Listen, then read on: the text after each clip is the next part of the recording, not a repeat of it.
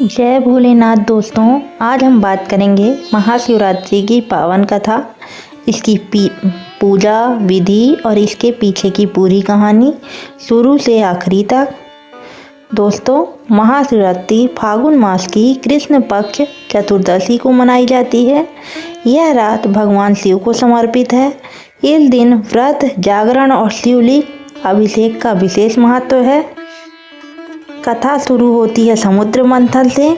बहुत समय की बात है, देवता और असुर मिलकर समुद्र मंथन किया ताकि अमृत निकाला जा सके।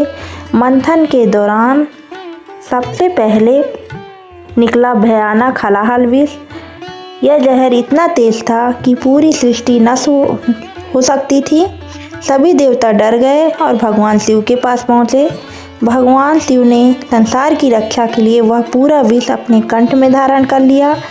माता पार्वती ने तुरंत शिव जी का गला पकड़ लिया जिससे विष शरीर में न फैले। इस कारण शिव जी का कंठ नीला हो गया और वे कहलाए नीलकंठ महादेव। दोस्तों, जिस रात शिव जी ने ये विष पिया ये वही रात थी महाशिवरात्रि।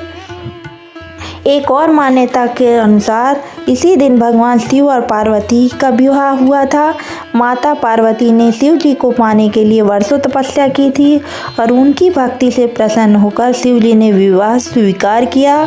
इसलिए महाशिवरात्रि को विवाह सुख और मनचाहा वर पाने का पर्व भी माना जाता है। महाशिवरात्रि की कथा एक गरीब शिकारी की।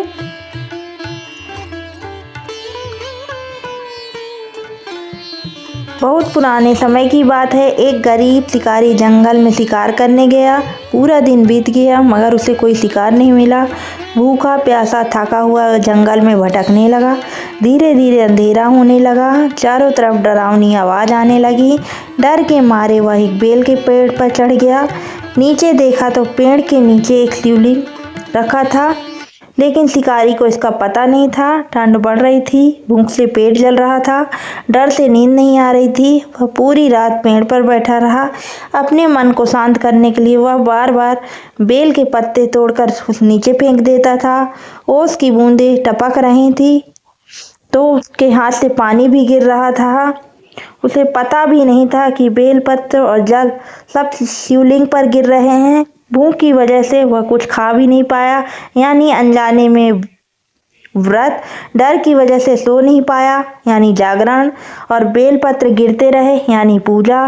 तीनों हो गए बिना जाने। सुबह होते ही एक तेज प्रकाश हुआ। भगवान शिव स्वयं प्रकट हुए।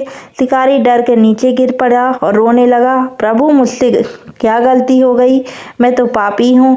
भगवान शिव मुस्कुराए और बोले, वत्स, तूने पूरी रात मेरी पूजा की है।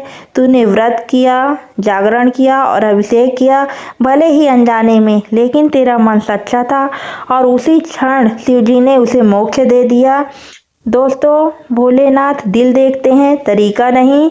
भक्ति देखते हैं, ज्ञान नहीं। अगर मन सच्चा हो तो बिना विधि जाने भी महादेव प्रसन्न हो जाते हैं।